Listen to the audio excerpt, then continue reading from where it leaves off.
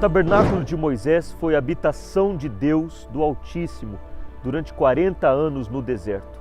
Todas as pessoas que se aproximavam desse recinto sabiam que esse lugar era um lugar especial, um lugar separado, santificado a Deus.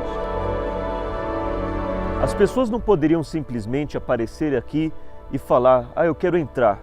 Todas as pessoas que quisessem ter um compromisso com Deus teriam que provar esse compromisso através de um sacrifício.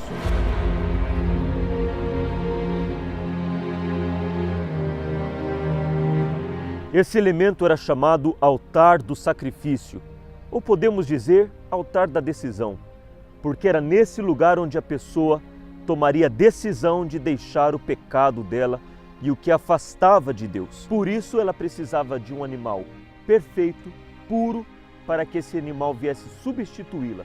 Ela teria que ser morta, mas na verdade quem iria morrer era o animal.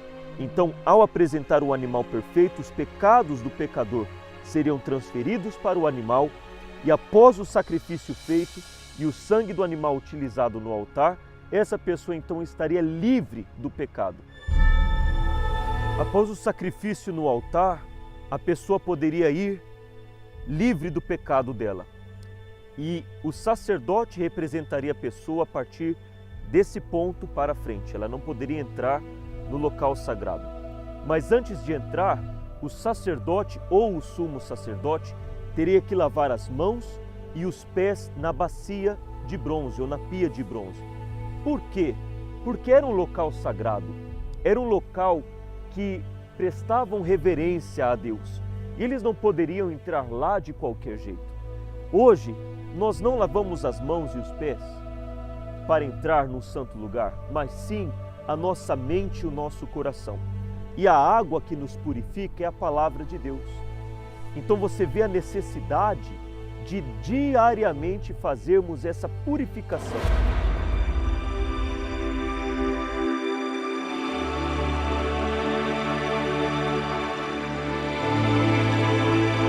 O serviço sagrado no santuário acontecia todos os dias. A primeira coisa que acontecia, os sacerdotes vinham para a mesa dos pães e ele examinava cada pão que estava sobre a mesa. Existiam 12 pães. Obviamente, as pessoas não tinham acesso a esse lugar. No entanto, cada pão representava uma tribo. Por isso, 12 pães, que iguala às 12 tribos. Todos os dias os sacerdotes examinavam os pães para ver se estava criando algum mofo ou não. E a cada 7 dias ele se alimentava desse pão. Então, da mesma forma que ele cuidava do pão que representava o povo, a tribo, esse povo dava de alimento para o sacerdote. Hoje não é diferente. Os homens de Deus cuidam do povo, oram pelo povo, jejuam pelo povo. Sempre estão prestando atenção para que o povo não venha padecer ou, em outras palavras, mofar, assim como aconteceu no passado com os pães. Então, da mesma forma que o homem de Deus hoje cuida do povo, o povo também supre as necessidades do homem de Deus e da obra de Deus através dos seus dízimos e das suas ofertas. Então havia ali uma troca. O homem cuidava do povo e o povo cuidava da obra de Deus. Logo após examinarem os pães, o sacerdote vinha até o altar do incenso. Era nesse local que ele se comunicava com Deus.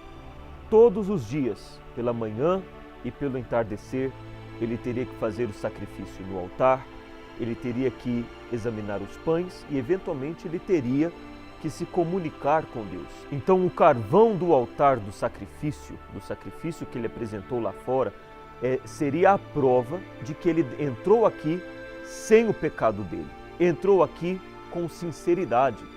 E quando ele se dirigisse a Deus através da oração, ele iria se dirigir com uma sinceridade de coração.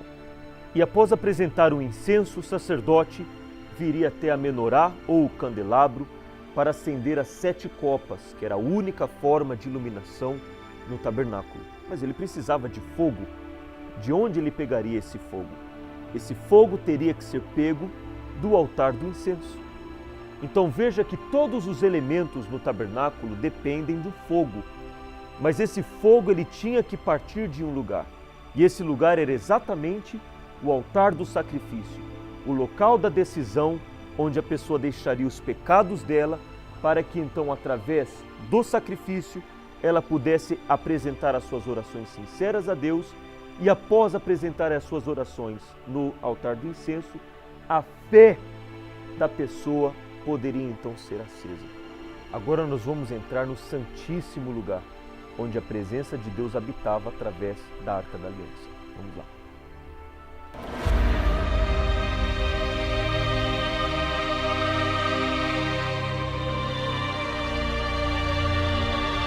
A Arca da Aliança era o símbolo do pacto de Deus com o povo de Israel. Era um pacto de obediência, pacto de entrega total. E o nome Arca da Aliança já nos remete a uma aliança. É o que temos quando nos casamos. E é exatamente isso o que Deus sempre quis fazer com o povo. Firmar um pacto, uma aliança com esse povo.